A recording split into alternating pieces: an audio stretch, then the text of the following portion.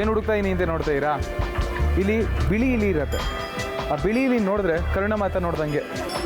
ನಾನಷ್ಟೇ ಅಲ್ಲ, ಇಲ್ಲಿ ಬಂದು ಹೋದವ್ರು ಎಲ್ಲರೂ ಹುಡುಕ್ತಾ ಇರೋದು ಬಿಳಿ ಇಲಿಗೋಸ್ಕರ. ಅಲ್ಲ ನೋಡಿ, ಆ ಗುಂಪು ಕೂಡ ನೋಡಿ ಎಷ್ಟು ಜನ ಹುಡುಕ್ತಾರೆ. ಏನು ಹುಡುಕ್ತಾ ಇರುತ್ತೆ ನೋಡೋಣ ಬನ್ನಿ.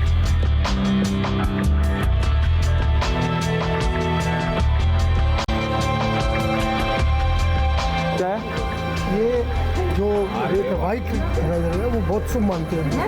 White rat. वाइट है यस।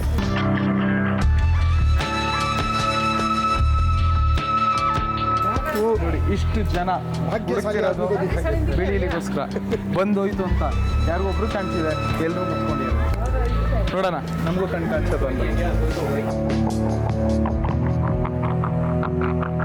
ಬಿಳಿ ಇಲಿಯ ರೂಪದಲ್ಲಿ ಕರಣಿ ಮಾತಾ ಈ ಕರಿ ರಾಶಿ ಇಲಿಗಳ ಮಧ್ಯೆ ಇದ್ದಾಳೆ.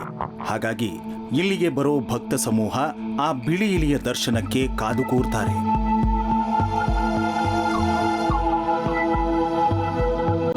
There are very few white rats. Have you seen white rat? This is very miracle, very few. Sometimes we see twice a day. Sometimes we don't see in 15 days, 1 month. This is good omen. If white rat seen, this is good omen for you. Good luck for you. ಬಿಳಿ ಶುನಕದ ದರ್ಶನ ಆದರೆ ಕರಣಿ ಮಾತೆಯನ್ನ ನೋಡಿದಂತೆಯೇ. ಆದರೆ ವೈಜ್ಞಾನಿಕ ಸಂಶೋಧನೆಗಳ ಪ್ರಕಾರ ಕಪ್ಪು ಇಲಿಗಳು ಬಿಳಿ ಇಲಿಗಳೊಂದಿಗೆ ಬೆರೆಯೋಲ್ಲ. Normally ಕಪ್ಪು ಇಲಿಗಳು ಬಿಳಿ ಇಲಿ ಜೊತೆ ಸೇರೋದಿಲ್ಲ. ಕಾರಣ ಇಷ್ಟೇ, ಬಿಳಿ ಇಲಿಗಳು ತುಂಬ ಡಾಮಿನೇಟಿಂಗ್. ಕೆಲವೊಂದು ಸಲ ಬಿಳಿ ಇಲಿಗಳು ಕಪ್ಪು ಇಲಿನ ಸಾಯಿಸೋ ಚಾನ್ಸಸ್ ಇರುತ್ತೆ.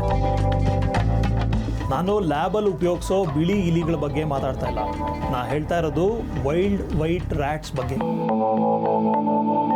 ಆದರೆ ಇಲ್ಲಿನ ವಾತಾವರಣ ನೋಡ್ತಾ ಇದ್ರೆ ಇಲ್ಲೇನೋ ಅತಿಮಾನುಷ ಶಕ್ತಿಯ ಪ್ರಭಾವ ಇರುವುದು ಗೊತ್ತಾಗುತ್ತದೆ.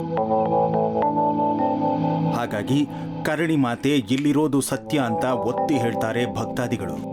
ಬಿಳಿ ಇಲಿ ನೋಡಿದೆ, ಕೈ ಮುಗ್ದು ಪ್ರಾರ್ಥನೆ ಮಾಡಿಕೊಂಡೆ. ಕರಣಿ ಮಾತೆ ದರ್ಶನನೇ ಆದಷ್ಟು ಖುಷಿ ಪಟ್ಟು ಮುಂದುವರೆದೆ.